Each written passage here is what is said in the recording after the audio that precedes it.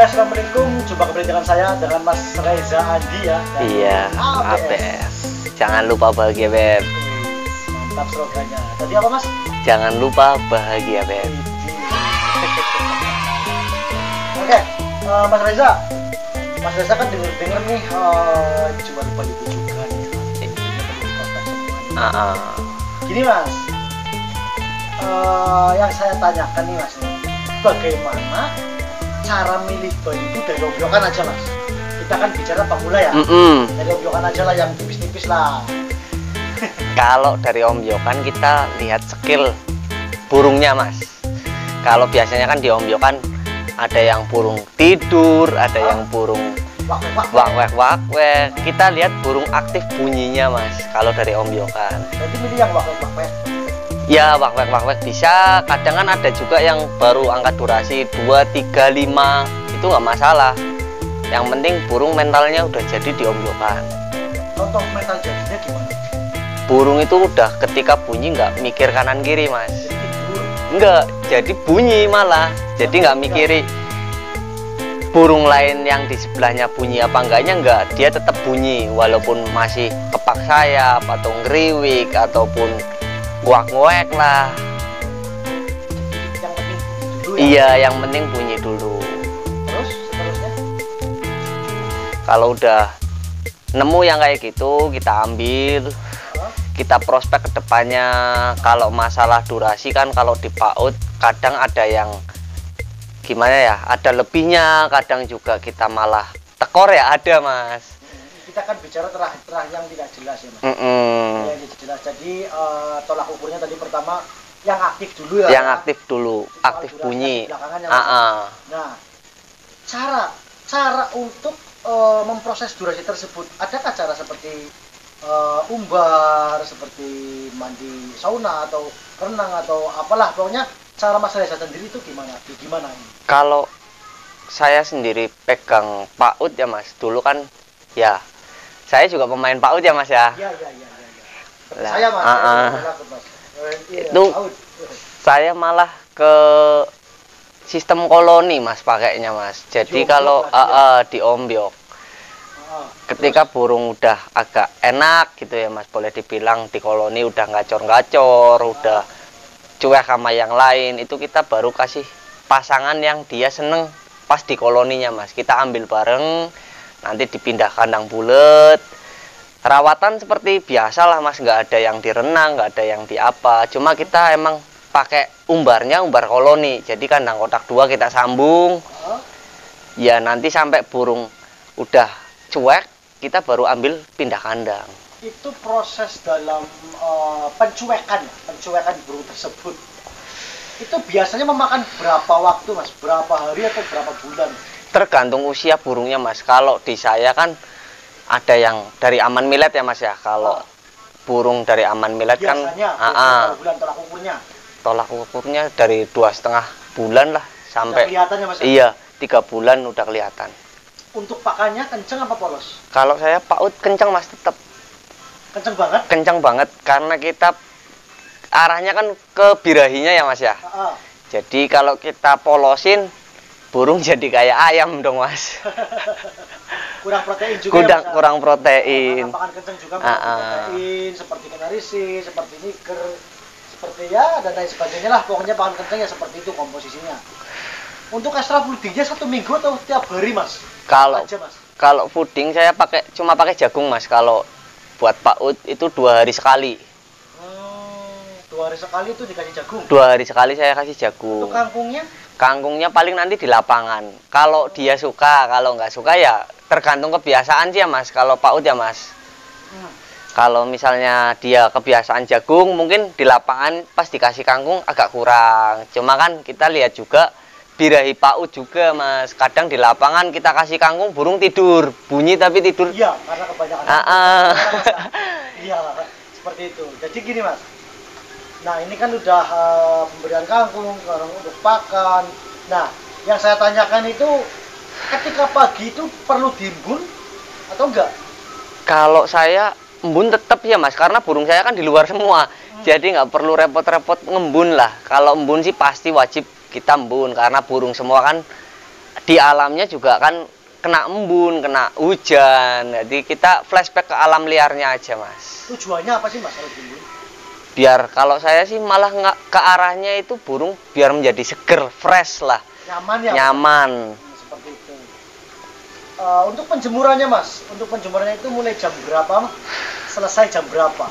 Kalau penjemuran PAUD kita nggak berani lama Mas, paling sejam lah, dari jam 8 sampai jam 9, jam 9 lebih udah kita angkat. Karena takut kena senot Takut ya? kena senot juga Mas.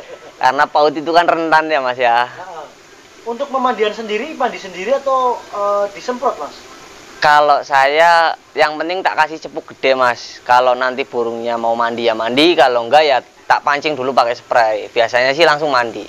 Minimal berapa ekor kalau di koloni? Kalau minim, kita bicara minim koloni PAUD itu 3 ekor Mas. 3 ekor ya Mas? Maksimal? Maksimal ya 6. Kalau lebih dari 6 ya berantem senot, pasti. Masih senot lah? Senot.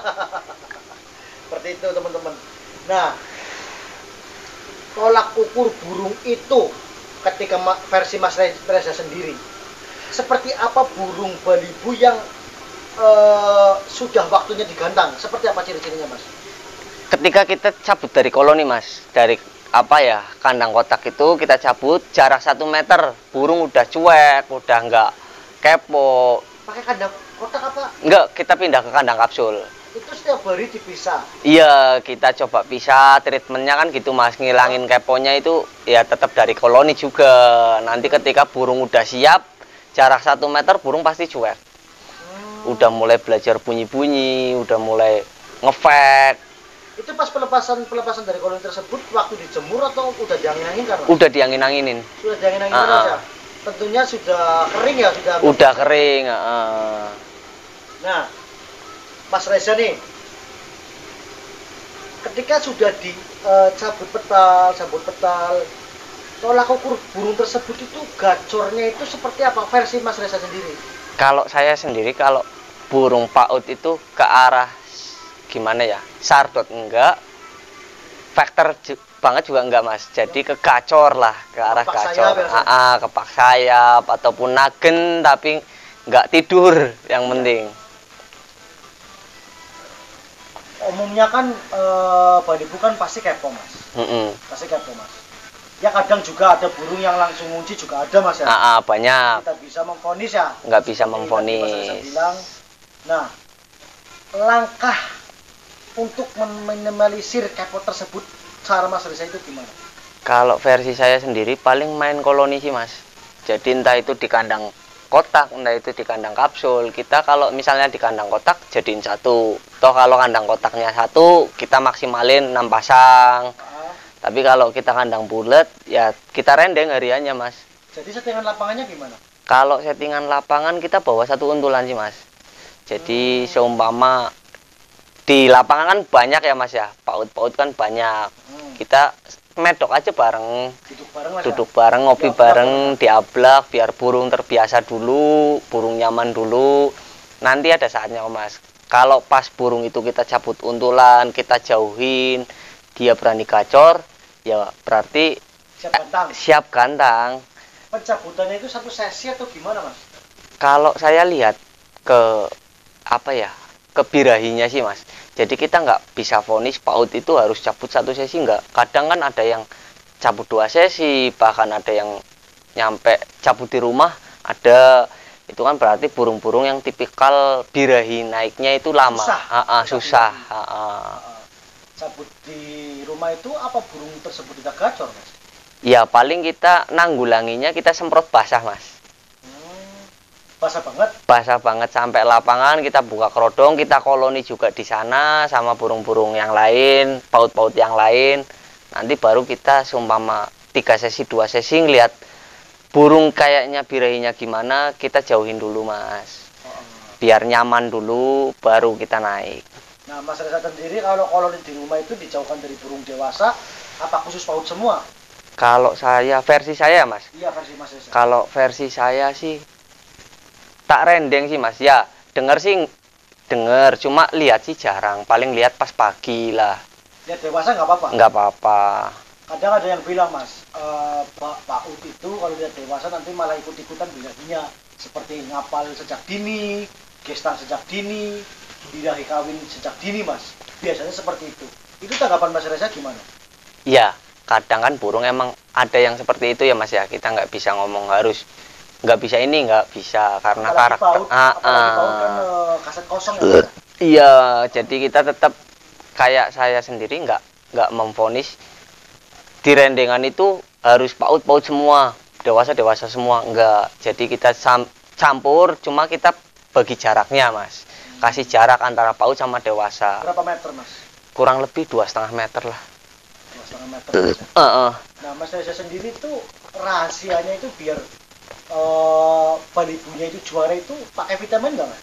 Kalau saya pakai Mas. Vitamin sendiri ya. Vitamin sendiri, APS punya. APS Jangan lupa bahagia Beb. Itu mungkin komposisinya dari apa aja Mas? Maksudnya tidak keras atau dari kimia atau memang dari herbal atau? Kalau vitamin APS sendiri mungkin Om Alel ya yang bikin ya. Dominan ke arah herbal sih Mas. Jadi aman ya Mas? Jadi aman buat konsumsi PAUD. Cuma kalau vitamin ini bisa dipakai dari bahan sampai gacor, pengurangan dosis Mas. Jadi seumpama dari bahan kita pagi malam. Berapa tetes Mas? 3 tetes langsung ke paruh Mas. Oh 3 tetes pagi malam jadi bahan nol ya Mas ya? Nanti kalau udah mulai gacor-gacor kita paling kasih di paginya. Kalau sudah jalan lapang berhenti atau memang lanjut? Paling kita kasih 1 tetes Mas tiap hari. Tiap hari 1 tetes Mas? Nah manfaat vitamin ABS itu apa aja Mas? Coba dong sebutkan. Kalau saya ya Mas ya, kalau saya yang ini tuh manfaatnya burung lebih aktif bunyi. Terus lebih dominan itu burung gimana ya? Bunyi di lapangan, gacor bunyi di rumah. Gacor. Terus nggak bikin gimana ya? Namanya vitamin kan banyak ya Mas, bagus-bagus. Cuma kalau burung-burung dari saya pasti saya pakainya ABS karena menurut saya tetap gimana ya, buat naik birahinya itu cepet. Oh, jadi untuk penunjang birahi. Buat penunjang birahi. Nah, vitamin Mas Reza sendiri tadi vitamin ABS itu untuk proses konslet, single factor itu seperti apa Mas? Sama sih Mas, kalau khususnya buat factor ya Mas ya. Kalau factor itu saya kasih di pagi Mas, 3 tetes langsung ke paruh. Itu tiap hari nanti sampai burung gacor baru kita stop pemakaian. Seperti itu ya. Untuk proses konslet? Kalau proses konslet, kalau kita bicara konslet rezeki ya Mas. Ya, cuma kita usaha. Ya. Kalau nggak ada usaha mungkin ya tiba-tiba konslet kan nggak mungkin. Iya benar. Iya, jadi untuk proses konslet Mas Reza sendiri berapa takarannya Mas? Kalau saya bahan jantan kan? Bahan jantan paling saya kasih 3 tetes Mas. Semua 3 tetes semua sih Mas. Pagi emang sore ya? takarannya sampai bener-bener gacor. Nah, untuk harganya berapa Mas? Kalau harga 250 Mas. Satu botol? Satu botol. Oke, 250. Untuk pakannya nggak ada? Kalau pakan kita belum produksi sih Mas. Ada, cuma belum produksi lagi. Jadi teman-teman kalau mau order vitamin ABS dari Mas Reza silakan follow Instagramnya di bawah sama Facebooknya, silakan konsultasi sendiri langsung DM. Nah terakhir Mas nih, pertanyaan terakhir nih Mas nih buat penutupan nih, Mas Reza itu lebih suka player balibu itu dari betina apa jantan? Suka dua-duanya Mas. Cuma kalau kelebihan betina itu kelebihannya di durasi. Pasti cepet banget ya. Kalau di jantan mungkin keaktif bunyi ya Mas ya. Bukti kepak-kepak sayap. Kepak-kepak sayap, loncat ataupun apa. Seperti itu. Tidak ada tambahan lagi untuk para pemula untuk merawat balibu. Kalau rawatan balibu buat kalian yang masih penasaran, saran saya sih koloni dulu aja sampai burung bener-bener siap, baru kita gas ke lapangan. Seperti itu. Oke, terima kasih Mas Reza atas waktunya. Siap. Jumpa lagi ke konten berikutnya tentang pembahasan jantan konslet. Oke, siap. Jangan lupa bahagia guys. Jangan lupa bahagia Beb. Mantap. Wassalamualaikum warahmatullahi wabarakatuh. Yang belum subscribe, yang sudah subscribe, terima kasih sudah menonton video saya. See you. Mantap.